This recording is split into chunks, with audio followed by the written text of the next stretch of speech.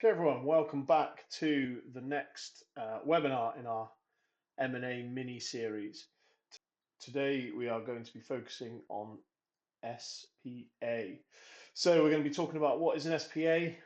We're going to be talking about the differences between the buyer's and the seller's perspective, and we're also going to be talking about some key takeaways and best practices. So what is an SPA? A share purchase agreement is a legally binding document that outlines the terms and conditions for the transfer of shares.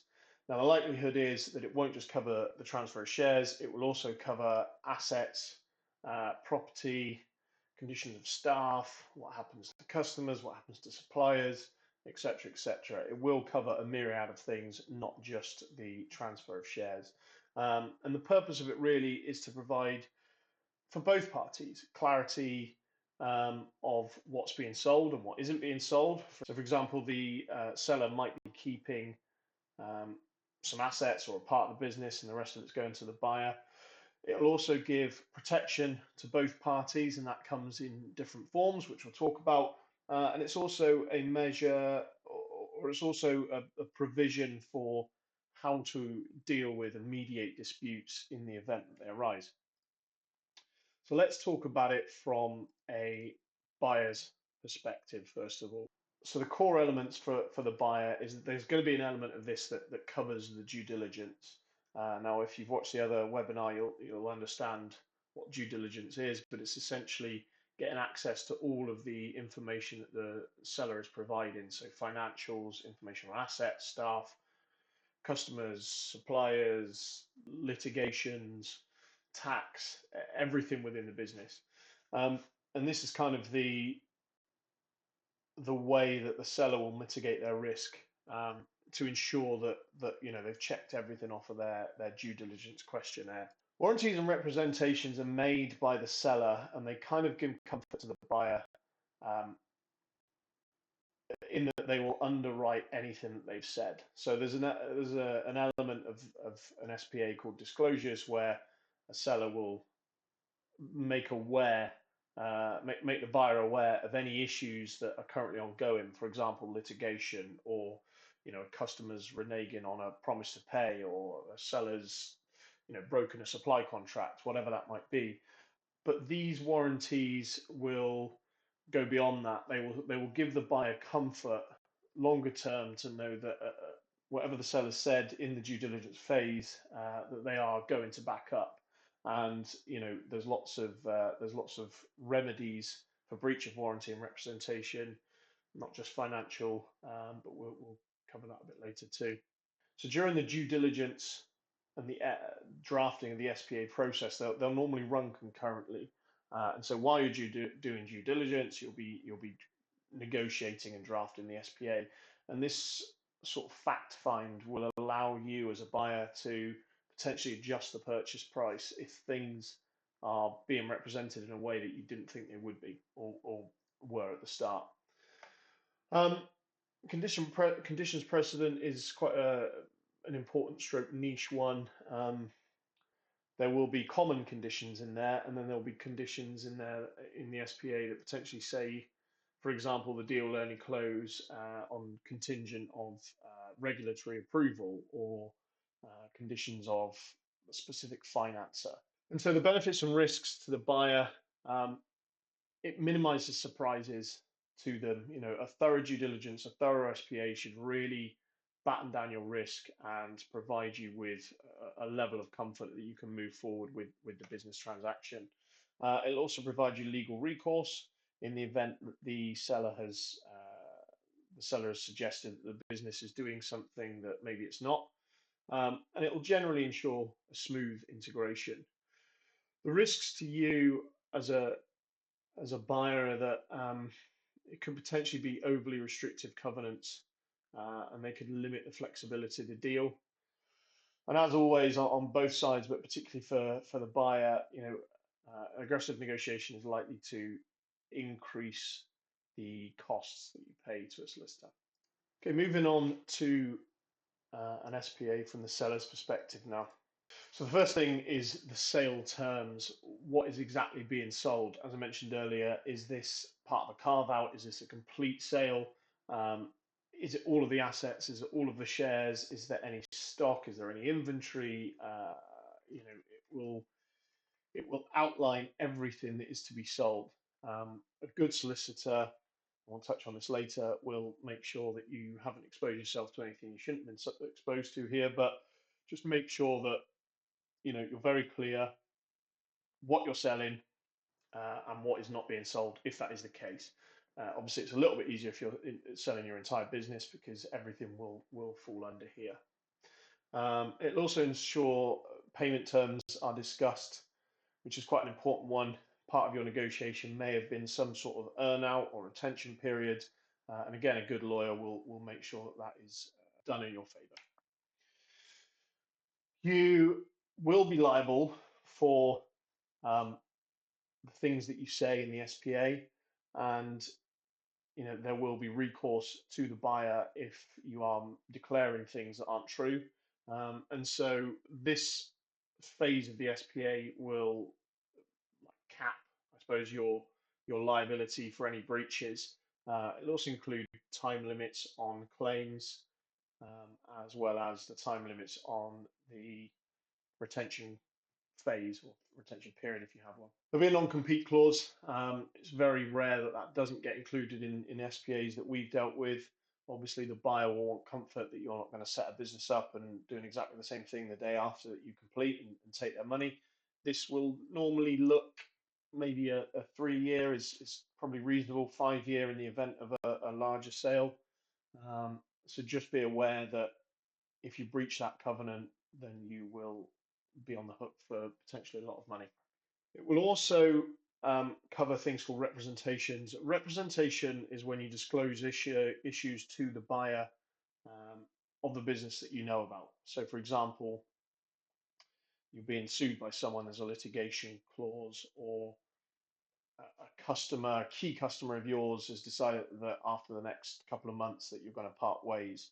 These are things that you will need to disclose to the buyer, and they don't always necessarily result in a price adjustment. These are just things that you need to make aware to a buyer. Don't try and hide them. Represent every problem that you have. Again, as we spoke about in the due diligence and the other webinars, communication is key between the buyer and seller. You do not want to be in a position where you're trying to hide things from the buyer, because in all likelihood it will come out either during due diligence or after the sale is completed, and it will be very difficult for a lawyer to argue your case in litigation if you've misrepresented something. So what are the benefits and risks? Well, the benefits are that you've locked in the sale price. The sale price is contractually, the buyer is contractually obligated to pay that price. It will provide you with a clean exit because you're selling your shares and therefore the risks. And as a result, it's normally a bit more tax efficient. Obviously, speak to a tax advisor before you make the decision to do an SPA or an asset sale or whatever path you go down. The risks to you, just touch on this representation, that extensive disclosures could potentially reveal weaknesses within the business, which may cause a problem for the deal, either a price chip or a complete capitulation of the deal. There's going to be a potential for an earn-out dispute if the performance of the business doesn't, if the performance of the business, the targets aren't met. And that's kind of where we come in, because running a business and selling a business are two very different things, and you want to make sure, particularly if the sale is contingent on targets being met, you are focusing on the business rather than the strain of trying to sell it at the same time. And so key takeaways and best practices for an SPA. Number one, as always, is find a good lawyer. Pay the right money, because this is a massive part of the process. Most people will only sell a business once, and trying to save money on something as important as a lawyer, who could literally save you multiple figures of pounds in the event of something goes wrong, is something that I would advise strongly to do. Common clauses will cover things like dispute resolution, arbitration, mediation, etc. as well as the overall governing law. You know, a good solicitor is going to know which ones of these to put in and remove as they see fit to benefit you. Timeline is probably the most commonly asked question that we get asked here. You know, how long is it going to take? Unfortunately, it's practically impossible to tell. It depends not only on the buyer and seller, but also how competent the buyer and seller's solicitors are. But as always, it comes down to communication. As long as the lines of communication are open between the two parties, you know, when problems arise, as they no doubt will, be they known to you as a buyer or seller at the time or not, they are likely to arise, and it's about that keeping that communication open between all parties to reduce the timeline. Realistically, you know, due diligence and the drafting of an SPA will go on concurrently, and it's not unreasonable to expect that to take 3 months for a totally holistic process. As I say, different lawyers may drag that out, and the size of the deal may adjust that as well. Tips for a buyer, I mean, they're kind of very similar to the tips for a seller as well, but number one, again, is communication. Keep communicating. Any problems that you find in the due diligence, speak to the seller, see if you can resolve it amicably. Focus on thorough due diligence is obviously a major one. You know, you're going to be torn between drafting, or your solicitor's going to be drafting the SPA, and will want to be getting feedback from you on how you see a particular condition. Do try and focus on the due diligence, because at the end of the day, that's where you're going to get most of the information. An SPA will protect you in the long run, but you want to make sure that what you're buying is what you think that you were buying, right, you know, at the start of the deal when you negotiated heads of terms. We would always advise buyers to try and include strong indemnities and warranties in the SPA.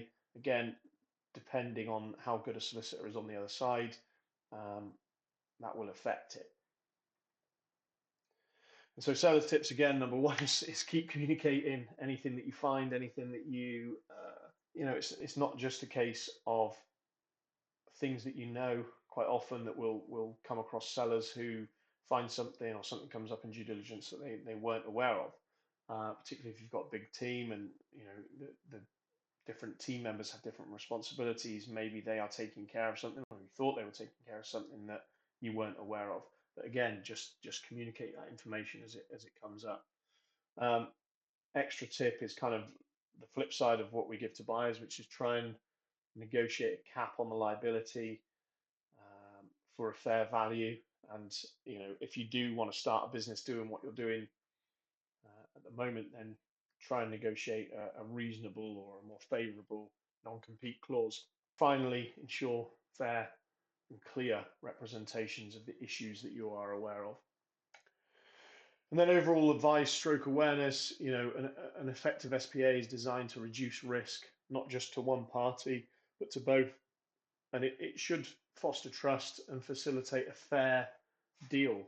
Um, you know, a business sale doesn't have to be a zero-sum game. It can be a win-win for both the buyer and the seller. And so, again, communication is key. Work with each other. And I would say here that if throughout a transaction, as a transaction progresses, you start to notice the other party not acting in accordance with the way that they sort of set themselves out at the start of the negotiation, it's probably a good signal that potentially a headache could be coming later down the line. And it's reasonable to sort of bring up sunk cost fallacy here. If a transaction is going in a way that you didn't think it would, then you know it's not too late to pull out of a deal here. Quite often, no deal is better than a bad deal. The final piece of advice really is that you know you are going to be in a position where you are going to have to compromise inevitably if a deal's to progress. It cannot be one-sided, as I've just kind of alluded to. And so, you know, be open-minded. You know, be prepared to, whichever side of the deal you're on, be prepared to know which points are really important to you and which points maybe you can give consideration to. Because there will be a lot of negotiation. You know, a lot of people that we speak to think that negotiation is just done at the heads of term stage, the 3 or 4, 10 main points of a transaction, but the reality is that each term and condition within an SPA will be scrutinized by both parties several times over. And so it's really important just to know kind of what's really important to you and maybe what you are happy to concede on in order for the deal to proceed. And so that's it. Thanks for watching. Thanks for listening. As always, if you've got any questions, please reach out. Visit us at www.theexitadvisor.co.uk. Connect with us on LinkedIn. And if you've got any questions, please let me know. Thanks again.